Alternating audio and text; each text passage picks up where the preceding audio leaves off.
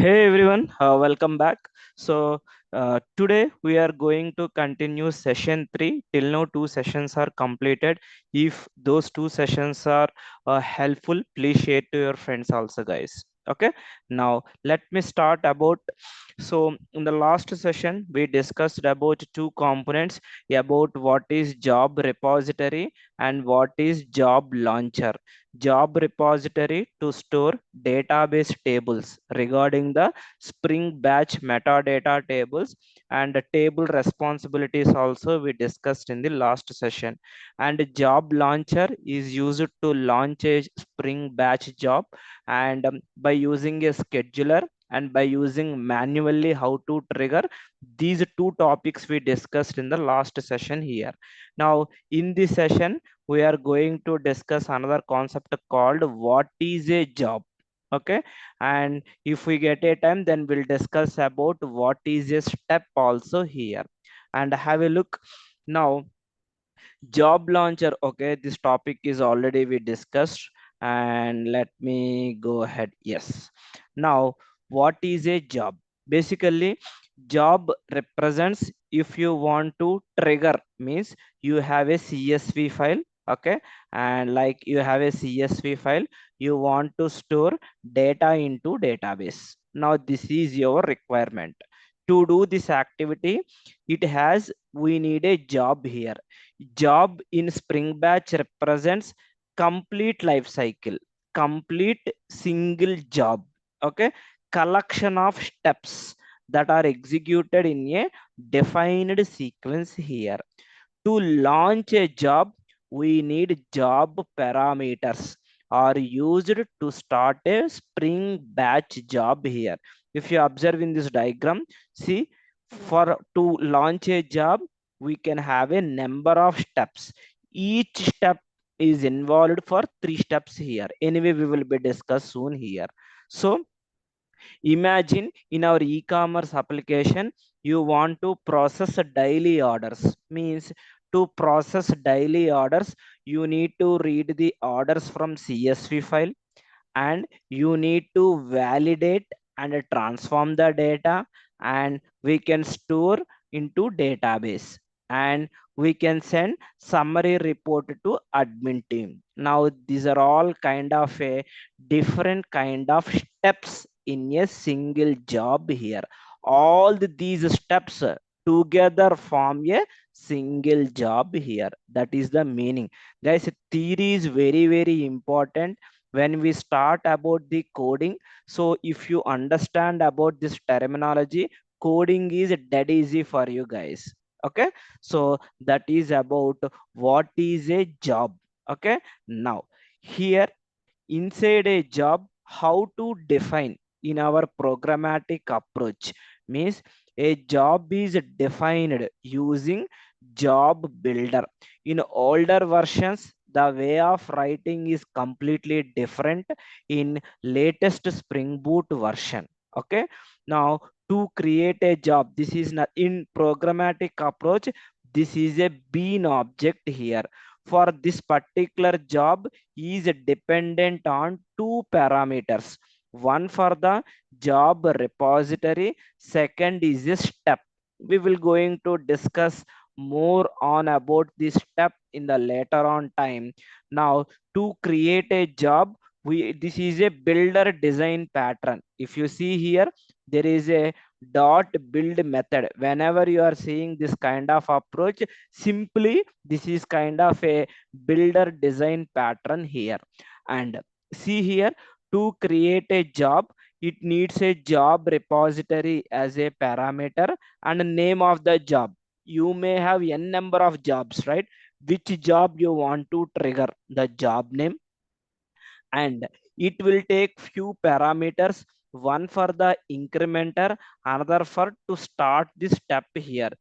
Typically in Java side, this is a bean object to create a job, to launch a Spring Batch job here, guys.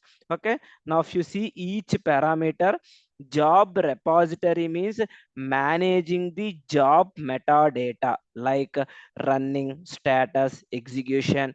once you start a job is succeeded or not, like that.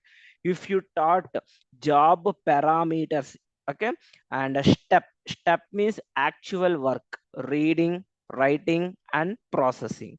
And run id, ensure each run has a unique job instance even if parameters are same. Means one job you started, for that particular job has a unique job instance, how many number of times you ran your job, that is called run id incrementer here. Then we need to start this step. This is the first step we need to execute here. Usually the job life cycle, how the job life cycle will be look like. If you have a job has a job instance, and each job instance has a job execution. As part of execution, it may success, it may failure, right? Now same job I can run multiple job instances here. It's like a one to many. Same job I can run multiple times. Each run, maybe whether it is a success, whether it is a failure. And step execution, the real logic will be happen for this here. Now job is a blueprint. Job instance means to run a job we need a parameters. Job execution, physical execution means in some location you have a file, I want to read the file and I want to execute. Step execution, execution details of the each step here. That is the meaning here, guys. So for the high level terminology, see here, to launch to launch a job, okay, we need job parameters, means input values are required, okay. Remember this point, guys, okay. And job execution remaining all are same, guys. Steps means unit of work, reading, processing and writing. And job instance means already we discussed, it is a logical instance of a job identified by name and parameters. Job name and job parameters is nothing but job instance here. Job execution and job repository to store metadata, okay. This is a basically structure, this is basically structure of a job here, guys, okay. Hope you are clear. Now job repository for database metadata tables. By using job launcher, I can launch a job. To create a job, it is dependent on job repository and job parameters also here. Now as part of the piece of code, from one job we can run multiple steps. Again each step again divided into multiple actions here. Now what is a step? That is the what we are going to discuss. See, what is a step? Step is a single independent execution. Independent execution. Step has a individual step execution here, guys. It represents, like usually at first step means each step has a well defined task. What kind of a task? Reading the data from a file, process or transform, write it to another destination. Imagine this is one job. Inside a job, this whole thing we can call as one step, one single step here. Inside a step we have a lot of things. We have each step has a own transaction boundary, status and execution context also here. High level execution, see here, your step is started, you created a job, correct. Inside a job you are launching a step. Each step started, what is the first step? Step started and step completed. So this whole thing we can call as a single step. So each job can launch multiple steps also here. In this use case, in this step, now I want to read the data. This is a interface, item reader, and I want to transform my data. Imagine you are receiving user information, first name and last name. But as part of transforming, I want to combine first name and last name. So that is kind of a transforming your data. Then you want to store data into database, or you want to store into a file, or you want to send data to another application. It can be anywhere. That is called item writer. These are all called predefined interfaces here: reader, processor, writer. As part of doing this job, we need to either commit, either roll back. As part of reading your data, imagine you have 1,000 records. Out of 1,000 there is one record as invalid record. So I can, if any something went wrong, I can roll back. If everything is good, I can commit the data into database here. This is the high level execution as part of your step here. Now if you go to in detail, now have a look here. What are the main components of the step execution? Item reader means, see, item reader means you can read one item at a time from this source. Means you can read data from either CSV file, either from database, either from API. It can be multiple sources, but single source is the input data. So I want to read a data from the file, from CSV file, where you can write the logic in the item reader. Okay, then item processor means you want to apply the business logic. That is about item processor. And item writer means I want to write items to the target.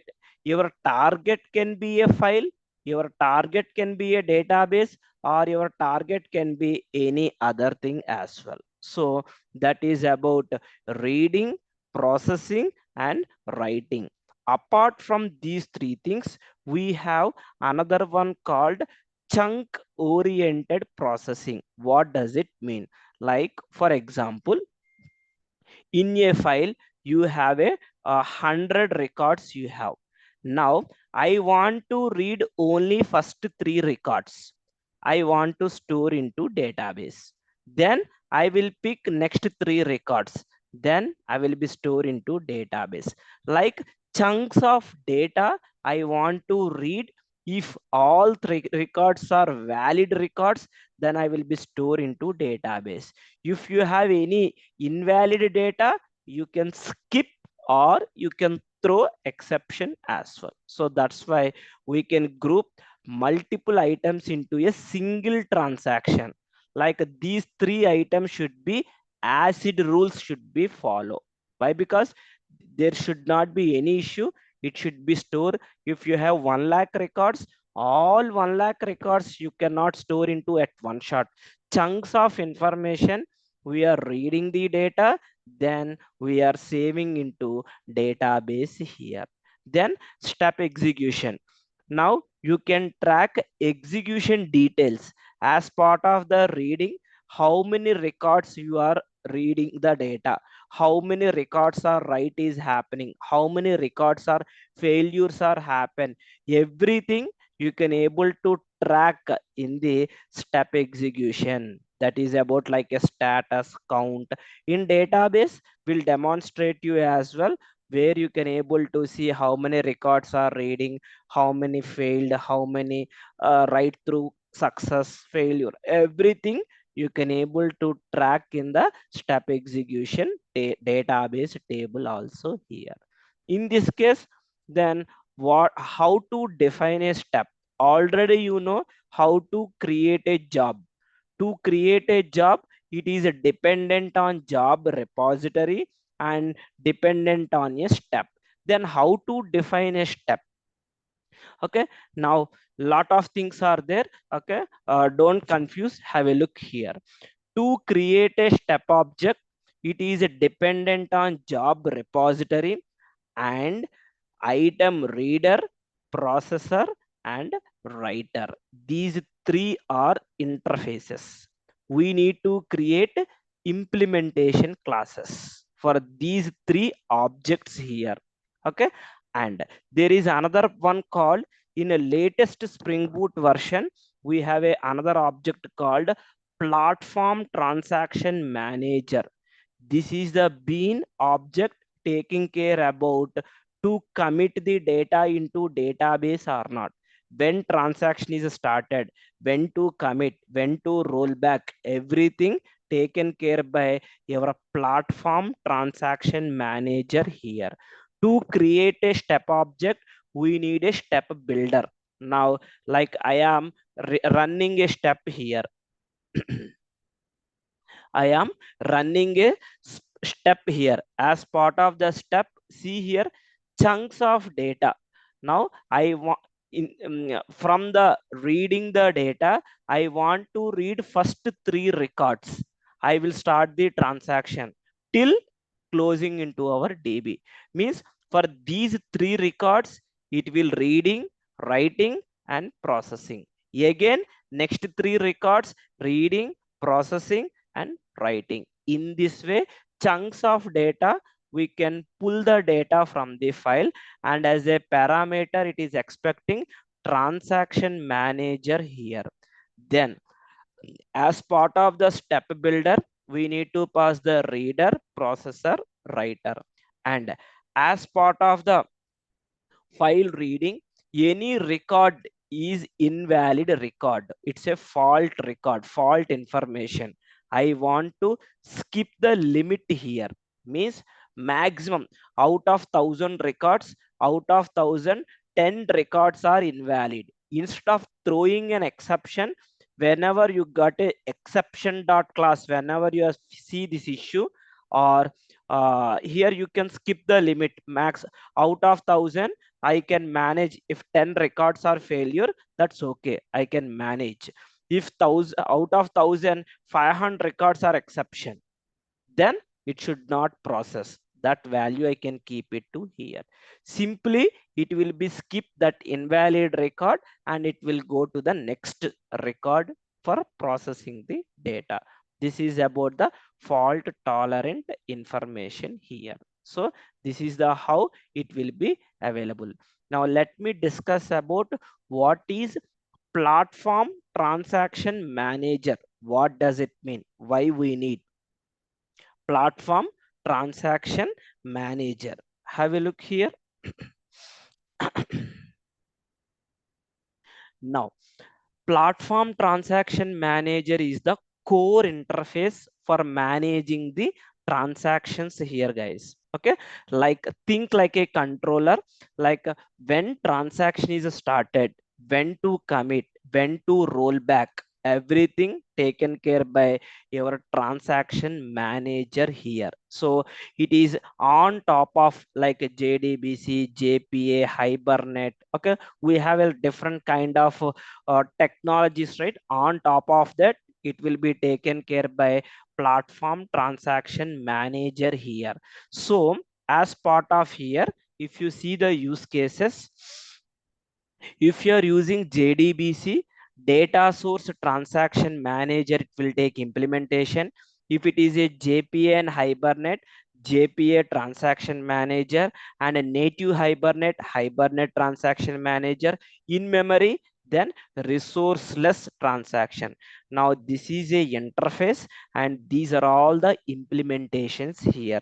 Based on which use case you are using, it will be taken care by automatically your transaction manager here. Okay, now again, if you look this example, in Spring Batch, every step run inside the transaction to ensure data integrity and consistency here. When you configure the step, see here, this is a transaction manager here. This is just a parameter you need to add in latest Spring Boot version. When you add this version, chunks of items runs within a transaction boundary here. This is the mandatory transaction manager here.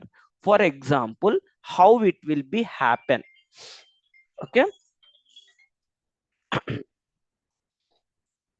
Okay, how this transaction manager internally it is happening here. If you see here, suppose in a file you have 100 records. First step, what will happen? It read 3 records and it will process 3 records and it will write 3 records. First step is completed. Again, it will read next 3 records. Again, it will process. Again, it will be commit. Till here, 6 records are completed. Now, how this transaction manager will look like means it will begin the transaction means new chunk starts, then it will process the items, then commit the transaction. If as part of processing or writing one record there is one issue, out of 3 2 are good, one is wrong, then if any item throws it will an exception. When you have a second item fail while writing, all 3 items will be rollback. It will not like a 2 or good, one is invalid, so I should roll back all these 3 records partially. We should not save. That's why we are following the chunks of information here, guys. Chunks of information here. If you see the high level example, see here, reading 3 items, transaction started, process 3 items, same transaction, write 3 items, same transaction, commit, success. If you are calling the next 3 records, new transaction will be started here. Reading 3 items is good, process is good, one fail. Overall, all 3 records will be rollback will be happen. That is about the okay internal details about platform transaction manager here. Okay, hope this video gives you a lot of information to you. If you have any questions, please leave a comment in the comment box, guys. I am happy to help you if you have any questions here. Okay, thank you, guys. Thank you very much.